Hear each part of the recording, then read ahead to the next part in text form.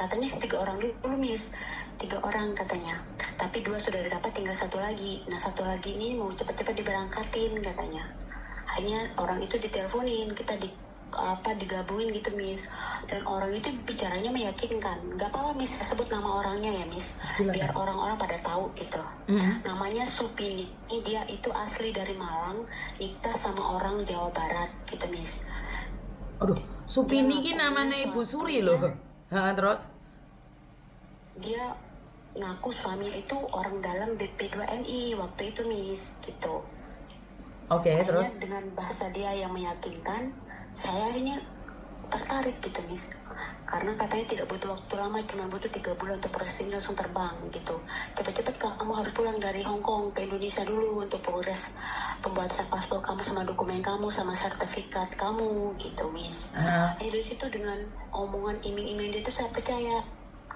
Setelah itu saya transfer dulu duitnya dari sini Miss, katanya untuk sertifikat dulu. Akhirnya saya transfer 15 juta dari Hong Kong. Itu masuk, itu awal transfer itu terus disuruh pulang. Hanya saya berkontrak Miss, saya memutuskan untuk notis ya, karena iming-iming dia yang katanya 3 bulan kamu langsung bisa kerja. Terus saya bilang mengenai bahasa gimana, gampang, karena itu kamu kerja di restoran Indonesia katanya Miss. Di sana nggak perlu bahasa banyak, di sana itu orang Indonesia nanti. Yang penting nanti kamu udah ada sertifikat, kamu bisa langsung berangkat dengan 3 orang teman kamu. Akhirnya saya pulang Miss.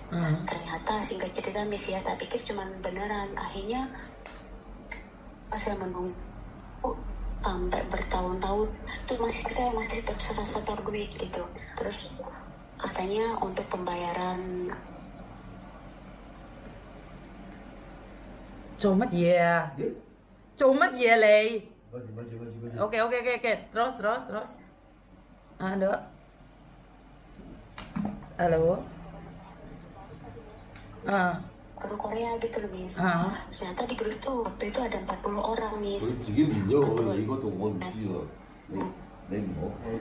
Tala mo ko. Kanya na. Tambah yang kamu setor yang Tala. saya sudah di Facebook di PO penipuan katanya orang itu, tapi orangnya memang tidak bisa. Saya nggak percaya Miss. Saya karena omongan dia itu yang selalu ibaratnya memberi masukan angin segar lah. Kamu tuh pas jangan percaya omongan dia, kamu tidak berangkat karena alasan COVID waktu itu. Mungkin benar juga sih alasannya yang dia ambil COVID. Hanya banyak teman-teman di grup itu juga masih percaya Miss. Nah pas di penyetoran terakhir tahun 2001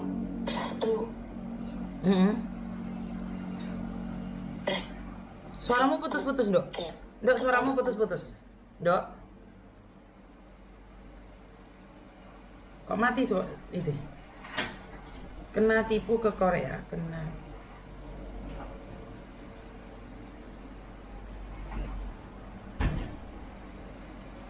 Halo, Dok.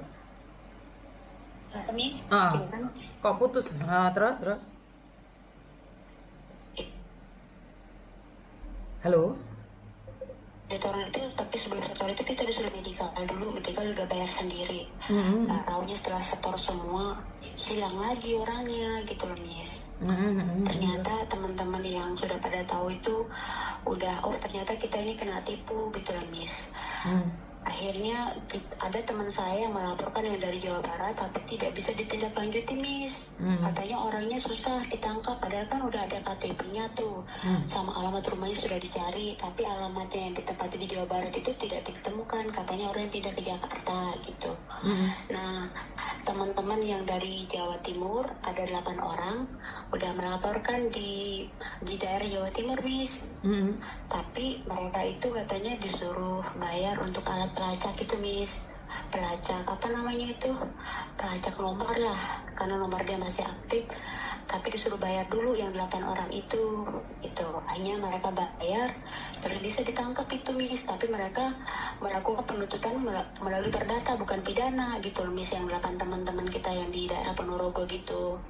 Terus akhirnya itu ditangkap, Ibu Supini itu ditangkap, tapi dia itu bisa keluar cuma 100 juta. 100 juta itu disuruh bagi 8 orang. Bisa kan mereka katanya kamera. Terus? bayar kembali sisanya gitu loh, Miss. Nah, sedangkan teman-teman yang lain itu kan tidak bisa berbuat apa-apa, harus melaporkan di daerah masing-masing gitu. Terus? Seperti itu, Miss. Nah, teman-teman yang di Ponorogo itu lumayan, Miss. Walaupun 100 juta dibagi 8 adalah yang dikembaliin, tapi katanya ada perjanjian seperti juga. Gitu, tapi hilang juga sampai saat ini. Nah, teman-teman